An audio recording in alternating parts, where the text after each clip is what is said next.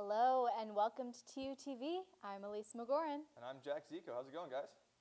So Elise, anything exciting happened this week for you? Yeah, something exciting happened actually just this morning. I was in my modern literature and cinema class, and I partially overheard this conversation of someone talking about how a rising interest in TUTV. My initial reaction was, that doesn't sound right. So I was like, wait, really? And then turns out the guy was writing actually for the Collegian, and he was doing satire piece and making fun of us and how little people watch our show. That's cool. And I was upset, initially. I was like, TUTV is awesome. We are awesome. And, if we don't believe in ourselves, who will, apparently? But then I was like, realistically, my first reaction was, that doesn't sound right. So it kind of got us there. Kind of on both of us, but I mean, come on, dude. Why you gotta do this to us? Our feelings are at stake. We're hoping it's not going to turn into a feud, but it will. Might lean that way. I don't know if that's coming out this last week or if it's coming out next week in the satire section, but I mean, you'd have to read the Collegian to find that out. Okay, so we've got our feuds aside, we've got some other stories coming up, and we're going to go right over to news. See you later, guys.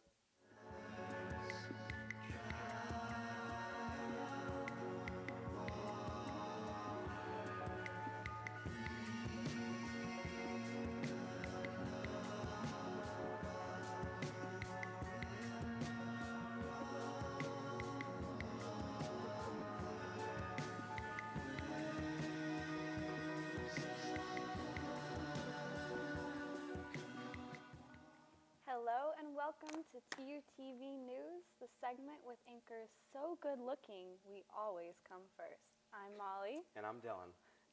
Well, Dylan, I'm a little nervous because this is my first time back at TUTV. Well, dang, welcome back. Yes. It's my second time here as well, so awesome. We're all good.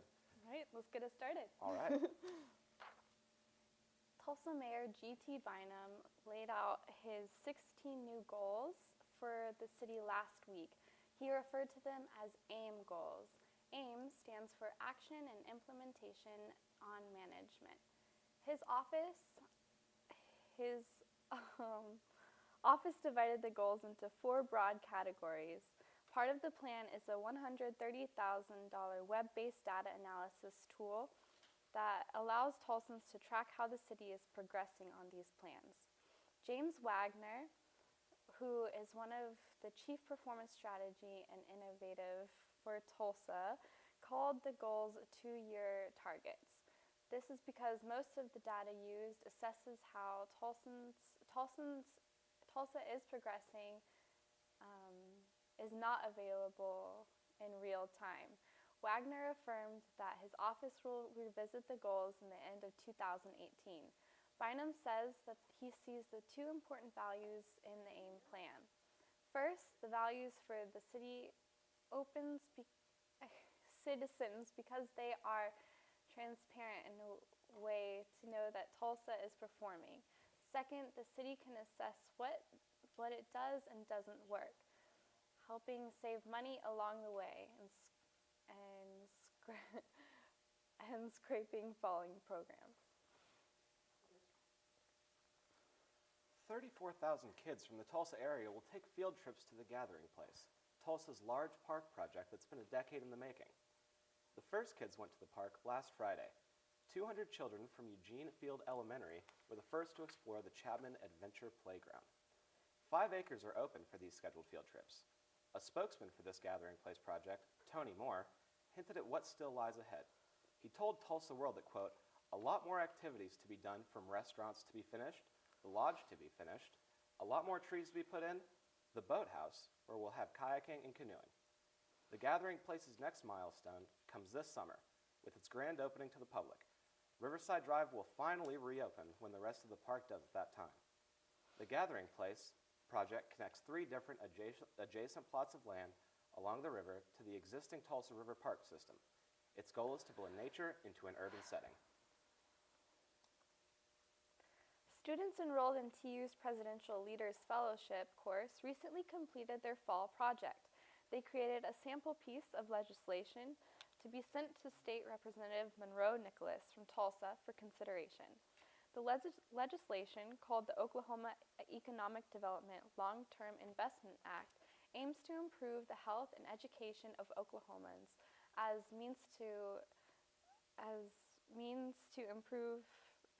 bolster the state's economy. 135 freshmen comprise the fellowship, which meets once per week. President Clancy leads the course. Its fall theme was how to get things done in complex environments. President Clancy instructed students that they must generate bipartisan policies to solve the selected problems and reach consistence by the semester's end. The semester, the fellowship continues with the students studying social entrepreneurship as sophomores. A select group of 25 students will tackle a persistent problem in the Tulsa community. Marijuana consumers in California are dealing with sticker shock. A customer to one LA dispensary posted a picture of his receipt online. He bought 1 ounce of cannabis for $450, and after taxes, his bill came to $587.25. The hefty taxes have drawn complaints from consumers and businesses alike. Businesses and policymakers argue that massive state tariffs on marijuana will keep California's illegal marijuana market alive and well. Rich Miller, president of the American Alliance for Medical Cannabis, asked the state to consider reducing the tax rate for seniors and medical marijuana patients. Medical marijuana consumers are paying 20% tax on every purchase, and recreational consumers are paying from 28% to 40% per transaction. This comes from a 15% excise tax plus whatever the local municipality adds in local taxes. Retro Den opened Tulsa's newest local business co-op on Saturday. The new co-op features handmade home textiles company House Sparrow Fine Nesting, paper and calligraphy shop Laurel and Marie, sewing teacher Mary Parisho from Mary Make and Do, and quilting and fabric store called Owl and Drum. Ashley Daly, co-owner of Retro Den, told the Tulsa World, quote, "We are incredibly happy to welcome these talented women into our space. The Retro Den is located at 1216 South Harvard Avenue." So Molly, you excited for the opening of the Gathering Place in Tulsa? I'm really excited. It's been years now Too long. been waiting. Yeah, and I'm also excited to have Riverside opened up so we That can is drive that there is a again. pretty good cruising street. Yeah. I must say. Yeah. I'm sure the kids will have a great time exploring the park. Yeah, it's supposed to be beautiful and super cool, so it'll be good 100%. for Tulsa. That it will. Well, Yeah. thanks for watching TUTV News. That's all the news to fit into this broadcast. I'm Dylan. And I'm Molly. Good night and good luck.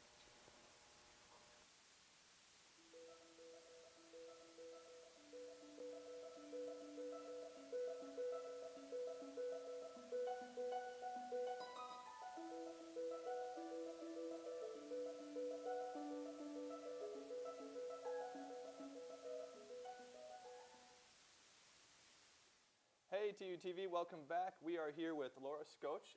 She is the director of TU's upcoming theater production. Before we get into that, tell me a little bit about your background in theater before coming to TU. All right.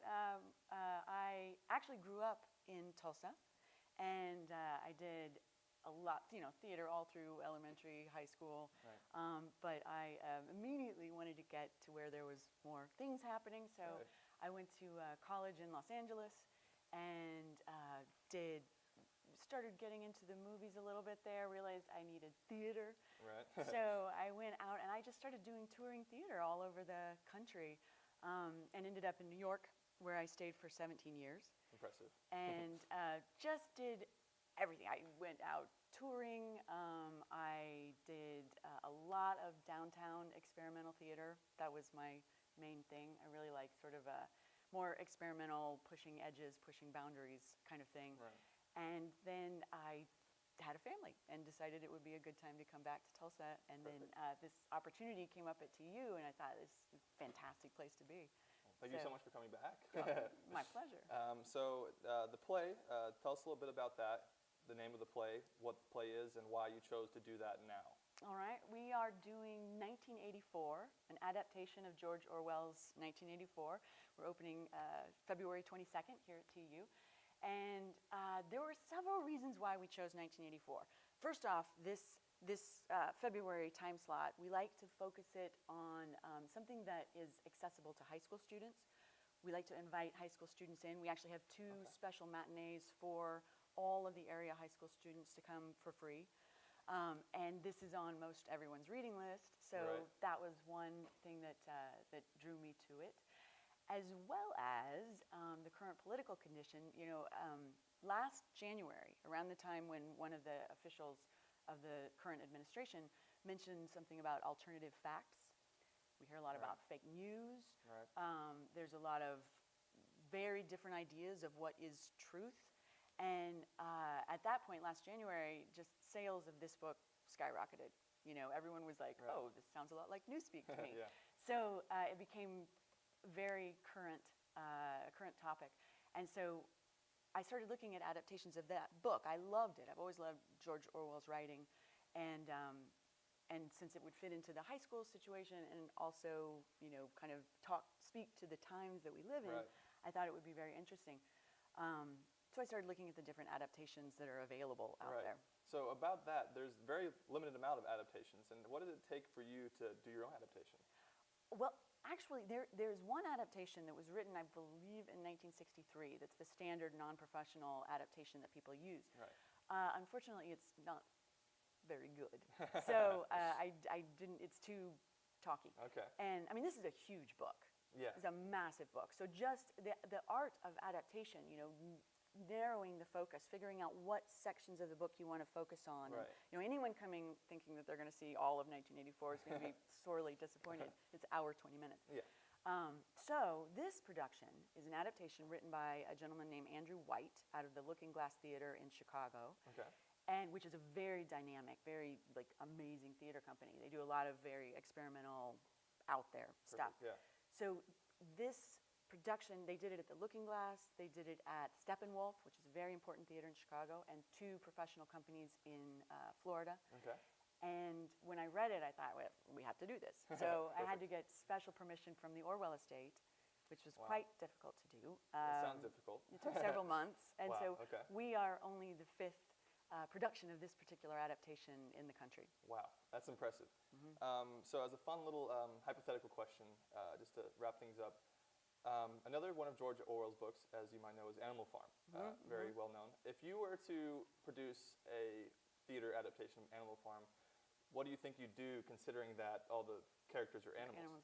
Well, actually, when I was looking at different things to do, that was on my list. But I could not find a good adaptation. But I personally would love to do it. One of the preparations for any character that an actor does is figuring out what your animal is. So it's like, some characters you're going to do are a gorilla or a snake or a monkey, whatever. So to actually get to play an animal is unique. Like every actor's dream. And everybody would love to see it. That'd be exciting. So you just kind of do it with suggestions of a costume, a little fur, a little nose. Well, maybe next year, right? Yeah. Well, thank you so much for coming, and thanks a lot. I can't wait to see it. Thank you. February 22nd. February 22nd. Hope everybody comes. Remember that, guys. Thank you so much.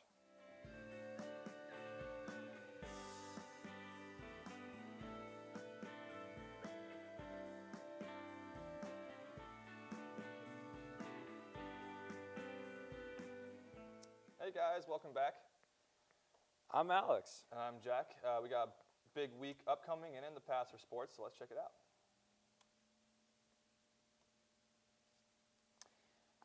After beating the Nets and the Wizards at home, the Oklahoma City Thunder coasted to a win over the Pistons in Detroit on Saturday before grinding out a victory at Chesapeake Arena on Sunday against the 76ers. The win against Philadelphia sees the Thunder's record improve to 30-20, landing them fifth in the Western Conference. The team currently has the NBA's longest active winning streak at 8 games. Russell Westbrook has averaged 29 points and 9 rebounds during the team's run. On Saturday, Carmelo Anthony reached 25,000 career points, making him the 21st player in NBA history to do so. The run by the Thunder has not been without setbacks, however. Guard Andre Robertson suffered a torn patella tendon on Saturday against Detroit and will miss the remainder of the season. OKC will have to cope without Robertson, and they look to continue their impressive run with 3 games in the upcoming week. On Sunday, the Golden Hurricane men's basketball team traveled to Wichita, Kansas in hopes of building on their win against Memphis in their previous meeting this season at the Reynolds Center. Tulsa nearly pulled off the upset of Wichita State, who were one of the nation's top-ranked teams at the time. The Hurricane kept the game close in large part due to the Corey Henderson Jr.'s game-high 28 points, but a late 17-2 run from the Shockers doomed Tulsa. Wichita State's win boosted their record to 17-4, while the Golden Hurricanes' loss dropped them to 11-10. The men's basketball team hosts SMU Thursday at 7 p.m. at the Reynolds Center. The Australian Open, the year's first Grand Slam tennis tournament, wrapped up last Sunday. Roger Federer, one of the world's top players, claimed his 20th Grand Slam championship and his 3rd major in the past 5 tournaments. In amateur tennis, the Golden Hurricane men's tennis team traveled to Columbus, Ohio last Saturday for the ITA kickoff. Fortune did not favor Tulsa in the singles and doubles matches, however, and the Hurricane ultimately lost to North Florida. In Sunday's consolation match, singles victories by Joshua Goodger, Majid Kilani, Jared Hing, and decisively Luca Baptista propelled Tulsa to a win over Yale by a 4-3 margin. Super Bowl 52 this weekend in Minneapolis, Minnesota. The Philadelphia Eagles and the New England Patriots have previously played each other in Super Bowl 39, collide under similar circumstances. Most of the Patriots were a part of the stunning comeback victory in last year's Super Bowl and hope to claim a third win in 4 years, the second time that would have happened with Bill Belichick. Tom Brady and Alex Guerrero in charge, having just beaten the Vikings, the Eagles and their supporters were not made to feel at home by the locals in Minneapolis. But the 5-point underdogs have thrived in their as outcasts this season. Kickoff is slated for Sunday at 5:30 p.m. Pink is scheduled to perform the national anthem, and Justin Timberlake will headline the halftime show. So, man, what are you thinking? Justin Timberlake at the Super Bowl again? Are you thinking what I'm thinking for that halftime show? Oh, yeah. You think that'll happen again? What? I was just going to take a shirt off. That's what I was looking forward to. Oh, yeah, of course. Exactly. Me too. Yeah. Obviously, the Patriots are going to win as well, right? That's the obvious look. I mean, last year we said that too, and they won. So it seems we're right. Yeah, it seems like we're right. Do you have any money on the game? No money on the game. I have no money at all. Oh. So I can't put on the game. Problems being a college student. Yeah. Are you going to any Super Bowl parties? I'm probably going to go to something. You got to go to. It's American Dream. All right. Hey, it's on a Sunday too. It can Yeah. replace going to church just once a year. Praise Tom Brady. We all need a ritual. Of course. All right, guys. Thanks so much for watching. Have a good one. See you next week.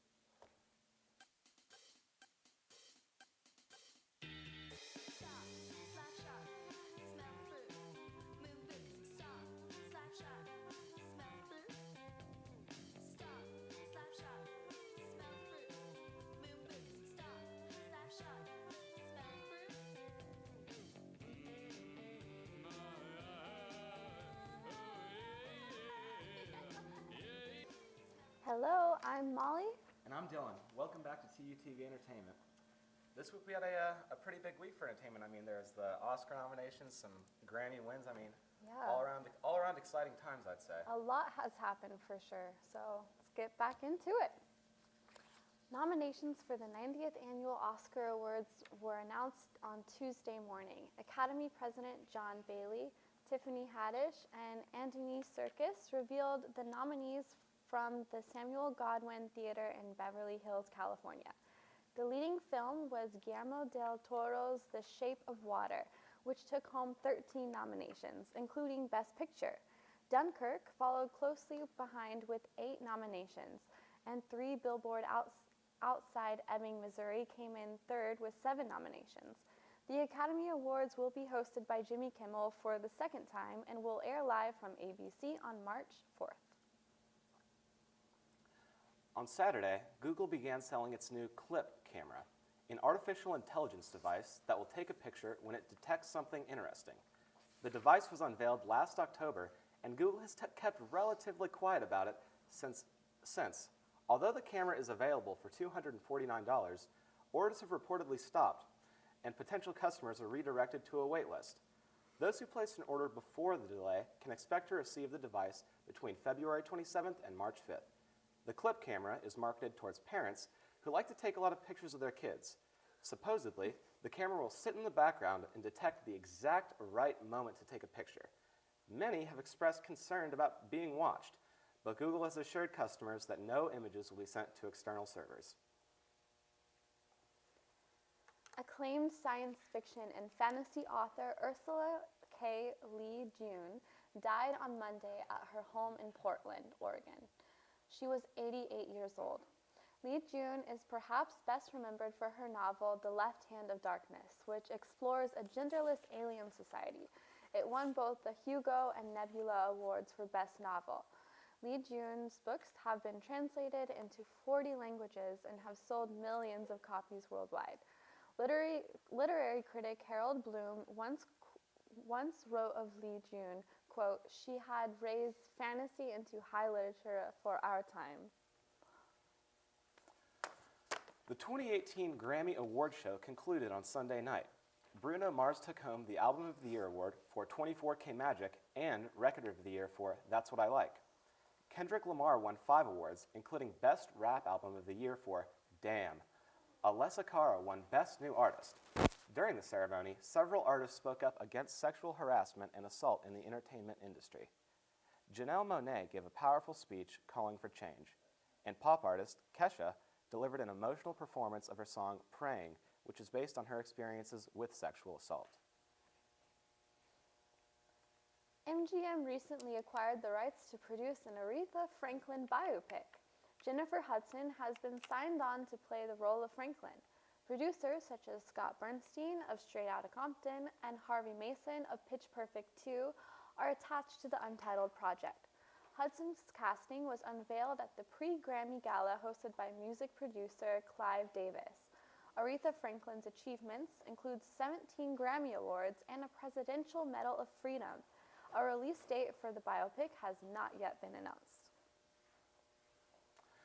Well, yeah, that's some awesome stuff. I don't know about that Google camera, though. I know, it seems a little creepy. That seems a little, yeah, a bit creepy. I would not want that chilling in my apartment. Yeah, yeah, especially with all those like FBI jokes about how people are monitoring our cameras and devices. Sometimes I think those might not even be jokes. It seems a little too real. It really does, though. But yeah, the Grammys, the Oscars, a lot happened in entertainment this week. That it did. Some good movies, some good music. Yeah. What more could you ask for? It was a good week. All right, well, it looks like that's all the time we have. I'm Molly. And I'm Dylan. Thanks again for joining us at TUTV Entertainment. Hi, and welcome back. How's it I'm going, Elise. guys? I'm Jack. First of all, I would like to say that the views, emotions, bowel movements, and everything else in TUTV does not permitted by the hosts do not necessarily reflect the views of TUTV itself. On a completely unrelated note, we love the Collegian and everything they do. Uh-huh. Oh, yeah, we sure love Collegian. Great guys. Sure. So, great episode. We talked about Grammys, Oscars. Yep. Who do you want to win? For the Oscars, I think Best Picture, I loved Shape of Water. I remember watching the trailer for that being like, this movie looks awesome, and it was awesome. I haven't actually seen it. Have you seen, I feel kind of bad about. Which ones have you seen for like the nominated for Best Picture? I have no idea. I don't follow that at all, so that's why I asked you. Darn it. Okay, well, how about Coco? Coco was like one of my favorite films of last year. Have you seen that one? No. Man, can I get a new host? Can No. we bring someone else in? I did hear that Boss Baby is apparently put up for a nomination. Yeah. For Best I Animated intentionally Picture. did not see that one. Yeah, that's sad that's even compared to Coco, you know, one of the best animated movies of like And my life. I was sad that apparently Batman, the animated movie, the Lego movie has not been nominated. Yeah. It I was love like- that one too. That was the best hilarious. part of my Valentine's Day last year, was watching Batman in theaters. Like, it was completely empty, just me and the camera. It was awesome. That's kind of sad. No, it was amazing. kidding. It was amazing. Okay. It was. That sounds good. All right. Okay, Well, thanks you so much for being with us this week. That's it That's for all that we today. have for you. Yep. Awesome. See you guys. See ya.